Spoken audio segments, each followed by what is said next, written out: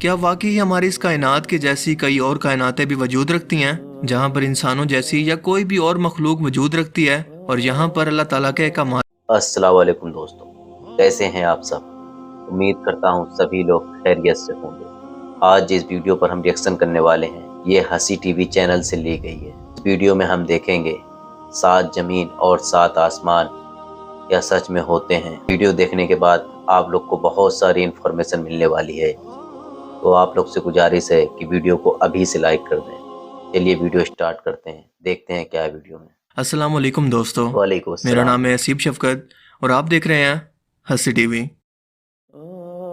दोस्तों, कुरान पाक की सूरह तलाक की आयत 12 के अंदर अल्लाह पाक फरमाते हैं, वो अल्लाह ही तो है जिसने 7 आसमान पैदा किए और ऐसी ही ज़मीनें जिनमें इसके हुक्म उतरते रहते हैं, ताकि तुम लोग जान लो कि अल्लाह ताला हर चीज़ पर कादिर है और ये कि वो अपने इल्म से हर चीज़ पर अहाता किया हुआ है। इसके बाद सूरह अल बकरा की आयत 29 के अंदर अल्लाह पाक इरशाद फरमाते हैं, वही तो है जिसने सब चीज़ें जो ज़मीन में हैं तुम्हारे लिए पैदा की, फिर आसमान की तरफ मुतवज्जे हुआ तो इसको ठीक 7 आसमान बना दिया और वो हर चीज़ से खबरदार है।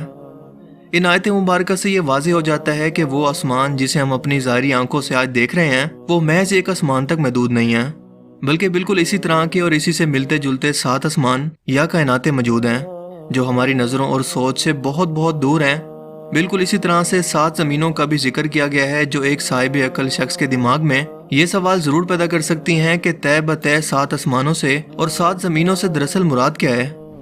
क्या वाकई हमारी इस कायनात के जैसी कई और कायनातें भी वजूद रखती हैं, जहाँ पर इंसानों जैसी या कोई भी और मखलूक वजूद रखती है और यहाँ पर अल्लाह ताला के अहकामात भी नाजिल होते हैं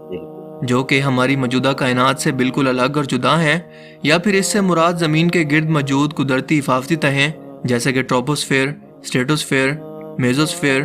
थर्मोस्फेयर, ज़मीन का कुदरती मैग्नेटिक फील्ड या फिर ओजोन लेयर वगैरह हैं जो कि हमारी ज़मीन को हर लम्हा खला से आने वाले बैरूनी खतरात से बचाती हैं और ज़मीन पर ज़िंदगी के वजूद को कायम रखने के लिए इंतहाई ज़रूरी हैं।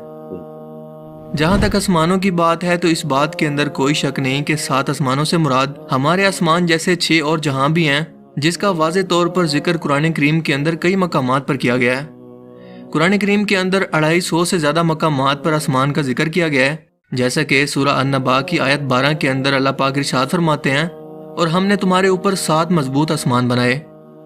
बिल्कुल इसी तरह से सूरह अल इसरा की आयत 44 के अंदर अल्लाह पाक ने मजीद फरमाया, 7 आसमान और ज़मीन के अंदर जो लोग भी हैं सब की सब इसकी तस्बीह बयान करते हैं और मखलूकात में कोई भी चीज़ नहीं मगर इसकी तारीफ के साथ तस्बीह करती है, लेकिन तुम इसकी तस्बीह को नहीं समझते। बेशक वो बुर्दबाद गफ्फार है। यानी कि खालिक कायनात ने सिर्फ एक नहीं बल्कि 7 कायनातें बनाई और इन्हीं कायनातों के अंदर ज़मीन की तरह की ही कई ज़मीनें मौजूद हैं जहाँ पर कई नामालूम मखलूकात आबाद हो सकती हैं, जैसा कि हज़रत आदम अलैहिस्सलाम के ज़मीन पर आने से पहले ज़मीन पर जिन्नात आबाद थे।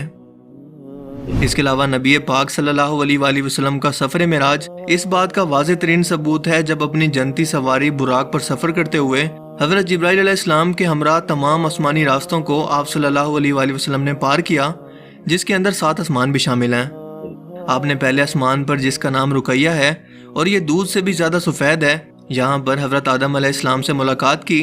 फिर दूसरे आसमान पर जिसका नाम फैदूम या माउन है और ये ऐसे लोहे का बना है जिससे रोशनी की शुआएं फूटती हैं, यहाँ पर हज़रत ईसा और याह्या अलैहिस्सलाम से। जबकि तीसरे आसमान पर जिसका नाम मलकूत है और ये तांबे का बना है, यहाँ पर हज़रत यूसुफ अलैहिस्सलाम से। चौथे आसमान पर जिसे जोरा कहते हैं और ये सफ़ेद चांदी से बना है, यहाँ पर हज़रत इदरीस अलैहिस्सलाम से। 5वें आसमान पर जिसे मजीना कहते हैं और ये सुर्ख सोने का बना है, हज़रत हारून अलैहिस्सलाम से। 6ठे आसमान पर जिसका नाम खालिसा है और ये चमकदार मोतियों से बना है, यहाँ पर हज़रत मूसा अलैहिस्सलाम से। और 7वें आसमान पर जिसका नाम लाबिया या दामिया है और ये सुर्ख याकूत से बना है, यहाँ पर हज़रत इब्राहीम अलैहिस्सलाम से मुलाकात की और इसी जगह पर बैतुल मामूर भी मौजूद है। यानी कि ज़मीन पर मौजूद खाना काबा की ही तरह का एक और काबा जिसका हर वक्त 70,000 फरिश्ते तवाफ़ करते हैं और जो एक बार इसका तवाफ़ कर ले इसकी दोबारा ज़िंदगी भर बारी नहीं आती। इन्हीं 7 आसमानों के ऊपर जन्नत और जहन्नुम मौजूद हैं और जन्नत का हर दर्जा एक सियारे की सूरत में मौजूद है। इसी तरह जहन्नुम के भी 7 दर्जे हैं, यानी कि 7 सियारे या प्लेनेट इसके ऊपर सिदरतुल मुंतहा यानी कि बेरी के दरख्त तक मौजूद हैं, जो कि हर मखलूकात की हद है और इससे आगे कोई भी मखलूकात अगर बढ़ना भी चाहे तो वो जल कर खाक में बदल जाएगी। لیکن اللہ کے رسول سفر معراج پر اس سے بھی آگے تشریف لے گئے اور حضرت جبرائیل علیہ السلام اس درخت کے پاس یہ کہہ کر رک گئے کہ اے اللہ کے رسول، یہ میری حد ہے، اگر میں نے اس سے ایک قدم بھی آگے بڑھنے کی کوشش کی تو میرے پر جل جائیں گے۔ سدرۃ المنتہا کے اوپر اللہ تعالیٰ کا عرش موجود ہے، جو کہ زمین اور آسمان یا اس پوری کائنات کا احاطہ کیا ہوا ہے۔ قیامت کے روز ہر زندہ چیز کو فنا ہونا ہے، اس لیے جنت اور جہنم کو ساتوں آسمانوں سے الگ یا جدا بنایا گیا ہے، کیونکہ قیامت کے بعد بھی وہ قائم رہیں گی۔ دوستو، قرآن کریم کی جن آیات کے اندر آسمانوں کے بعد زمین جیسی 7 زمینوں کا ذکر موجود ہے، اس سے مراد زمین کی تہہ میں موجود کوئی لیئرز نہیں ہیں، مثلا کرسٹ، مینٹل اور کور وغیرہ، بلکہ انہی آسمانوں میں زمین جیسی کئی اور زمینیں بھی موجود ہیں۔ اور ان آیات کے اندر زمین کا حوالہ دینے کا مطلب یہ ہے کہ وہاں پر بھی ہماری ارتھ کی ہی طرح کوئی زندگی موجود ہو سکتی ہے، اور یہ زندگی کس صورت کے اندر موجود ہے ہم کچھ نہیں جانتے۔ اور اس کی مثال دینے کی وجہ یہ ہے کہ زمین زندگی کی علامت ہے اور انسان بھی صرف اسی کے بارے میں جانتے ہیں۔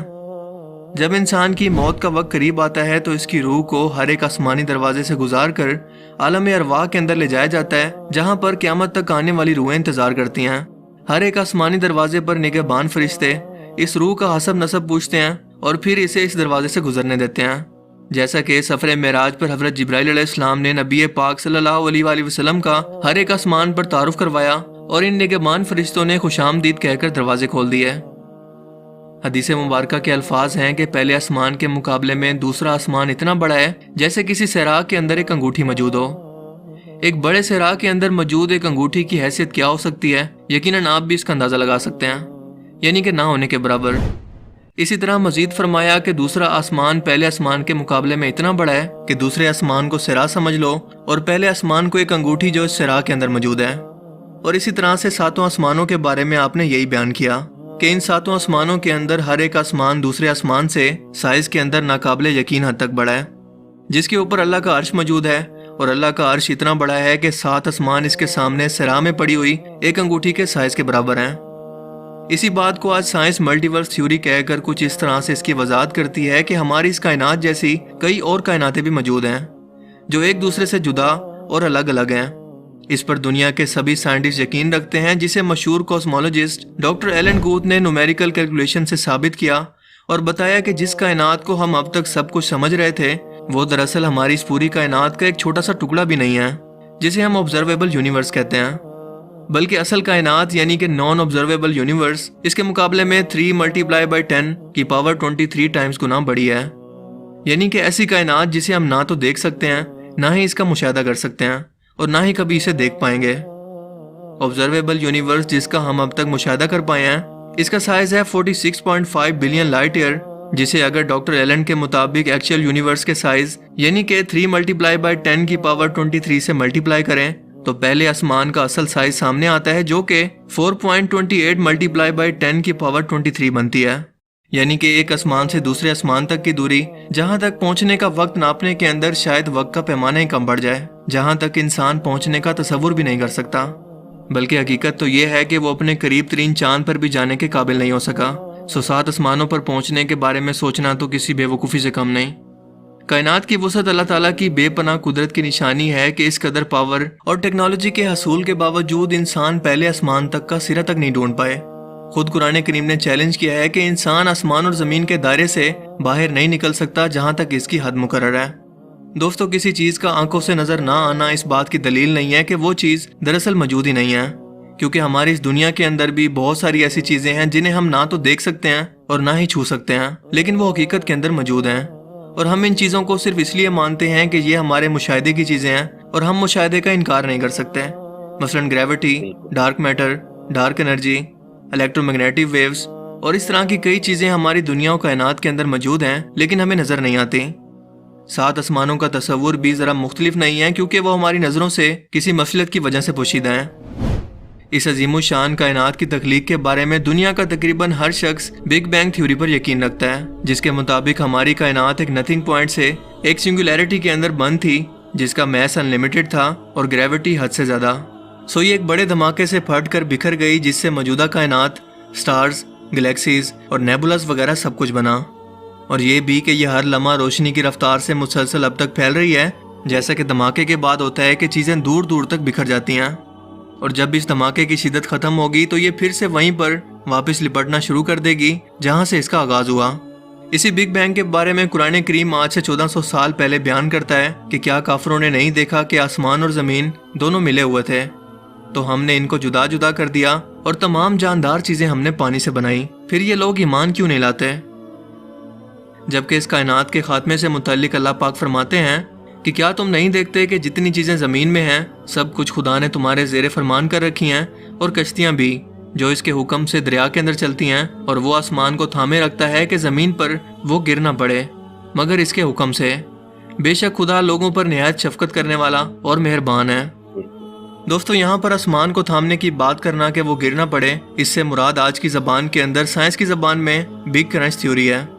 جس سے مراد یہ ہے کہ جس رفتار سے ہماری یہ کائنات پھیل رہی ہے اسی رفتار سے ایک دن سکڑ کر پھر سے ایک سنگولیرٹی کے اندر بدل کر بالکل ختم ہو جائے گی، یعنی کہ ریورس ہو کر بالکل ایک غبارے کی طرح جس کے اندر ہوا بھر کر اسے کھول دیا جائے اور اس کے بعد وہ اپنی اصلی حالت کے اندر واپس آنا شروع کر دے۔ بالکل یہی حال گریوٹی بھی پوری کائنات کا کرے گی، اور ذرا سوچ کر دیکھیں کہ یہ گریوٹی جیسی فورس دراصل ہے کیا، جو ہمیں نظر نہیں آتی لیکن وجود رکھتی ہے۔ ایک ایسی طاقت جو نظام کائنات سنبھالے ہوئے ہے لیکن انسانوں کے کنٹرول میں نہیں۔ یقیناً یہ اللہ کا حکم ہے، ورنہ پورا آسمان اور اس میں موجود ہر ایک چیز آج ہی انسانوں پر گر پڑے۔ آج سے 1400 سال پہلے اس کائنات کے پیدا کرنے، اس کے خاتمے اور اس کی وسعتوں کو عرب کے سراغ کے اندر جب کسی بھی قسم کا کوئی فلکیاتی یا کوسمولوجی کا کوئی علم موجود ہی نہیں تھا، کس نے اپنے پیارے پیغمبر کو یہ سب باتیں اتنے واضح انداز کے اندر بیان کی جسے آج 21ویں صدی کی سائنس آج کے دور کی سب سے بڑی دریافت کے طور پر پیش کر کے فخر محسوس کرتی ہیں۔ یقیناً اس خالق نے جو اس پوری کائنات کو پیدا کرنے والا اور اس کے رازوں کو جاننے والا ہے، وہ اس پوری کائنات کا اکیلا بادشاہ ہے، جس کے دست قدرت کے اندر اس پوری کائنات کا ہر ایک ذرہ ہے، اور وہ اس ذرے سے بھی غافل نہیں ہے۔ مجھے امید ہے کہ آج کی اس ویڈیو سے آپ کو بہت کچھ نیا جاننے کو ملا ہوگا اور یہ ویڈیو آپ کو پسند آیا ہوگا۔